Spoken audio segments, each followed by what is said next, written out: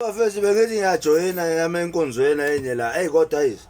Ngathola umfundisi lapha ukhohlakele la mfundisi lana. Angazi ufunani, ufuna isibhacolo ufunani. Khohlakele lo mfundisi. Hayi. Wakwenzani wewe? Hayi, angisafuna. Hey, khohlakele la mfundisi. Ukhobanisa nemali zabantu yini? Hayi, ngikhathele. Awu madoda. Khathele. Kahle wabona kanjani wena? Hayi.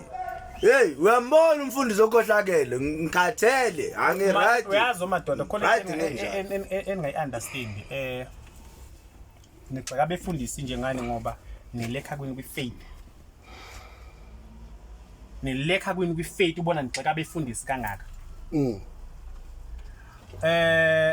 Ngiye ngizwe umuntu ekhuluma hey abefundisi besimanje manje badlisa abantu otshani wara baphuzisa abantu opetrol kwathini. Faith aninayo.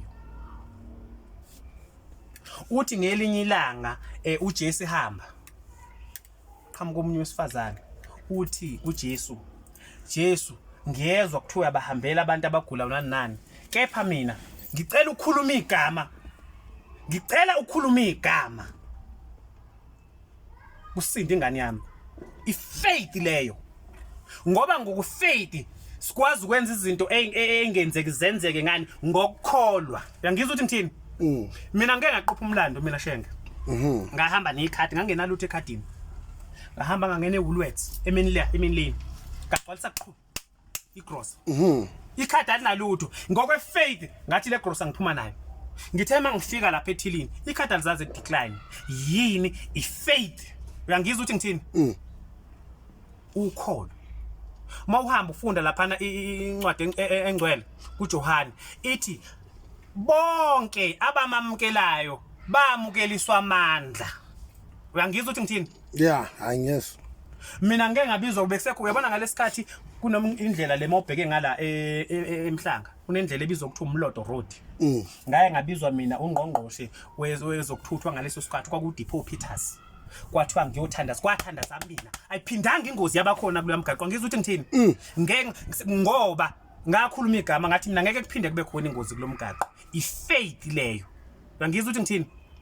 Kwakhala umacingwane umakhuze Moyizela ubaba lo Willis Mchunu wese ungqongqoshe wezokuthutha eKZN. Wathi macingwane ngeke sizwile kuthiwa uyabahambele abantu ifundazo uqeda ingozi la eKZN sino operation Valley ingozi.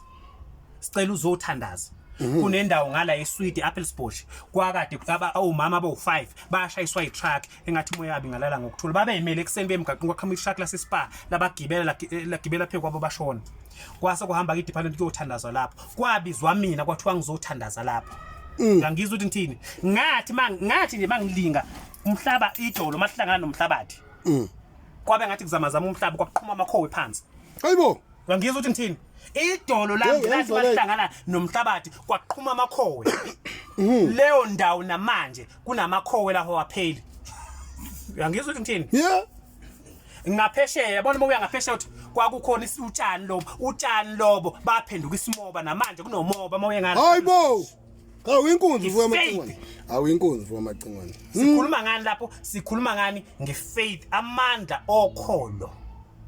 Uyangizwa ukuthi ngithini? Ngoba mawufunda laphana incwadi engcwele ithi incwadi engcwele ithi abaseKorinte lithi lokho indlebe engakuzwanga neso elingakubonanga ilokho kubekelwe abakhethilweyo. Yingakho mina ngi-against umuntu othi hey abefundisi besimanje manje. Ngoba mawufunda incwadi engcwele ithi uJesu wabamamkelisa amandla okwenza izibonakalisi ezibonwayo nezingabonwayo. Uthi uJesu lokho engikwenzayo niyokwenza nize nenze ongaphezulu kwalokho. Ngangizwa ukuthi ngithini? Asilalele mfowethu amacingwane. La ngaqopha khona umlando namanje leya ndawo mawungaye eSwede uzofica indawo lapha enkulu manje sileyandawo seyionwa lapha nomasipala waseMshwathi. Inomoba. Inamakhowe njengamanje. Yeyizwa le mfowethu Mtungu. Wavela ngami. Yeyizwa leyo. Kodwa ngizwe ukuthi ngithini? Ngokwefaith mina ngeke ngatshela umlungu wakho. Ngathi mina akahambe ephi kaToyota. Ngathi unayo ikhadi wathi yes ngathi unemali ekhadini wathi akanayo. Ngathi mina hayi thatha le card ngefaith uzobuya nequantum hamba uswapha iquantum uyangizwa ukuthi ngithini wahamba wafika lapha na walikhomba iquantum kwenza wasayinisa wazi washuthwa wanikwa imbali kwavulwa amashampeni uyangizwa ukuthi ngithini anginawo ngiyawuza esephuma nali quantum kwawuyena wehle emotweni wathi hayibo ngihambe nayo ngampela yini imoto kwayimabe realize ukuthi leli khadi alinamali ngani wasuka abangabazi wasuka ngathemba yingakho mawufunda lapha encwadini engcwele uJesu wathi hamba pheko olwandle wathi uPetru Nkosi makuweyisho ngize kuwena wahamba uthe uPetru wasuke wangabaza uPetru wathi mase ngabaza wacwila uthi uJesu kuPetru Petro ungabazeleni yilento eyenza umlungu wakho ngithi akahambe oswapha iquantum ngekhadi elingenamali ngizwe ukuthi ngithini amandla efaith lawe ngikhuluma ngawo manje ngoba ngenathunga wazi mhlawumbe ukuthi engezeke lawe nginawo waphela lo ngazama ngizamile isithathu bayidla wathi yodwa ngefaith ayikho into engenzeki senza into engeke yenzeke ibe khona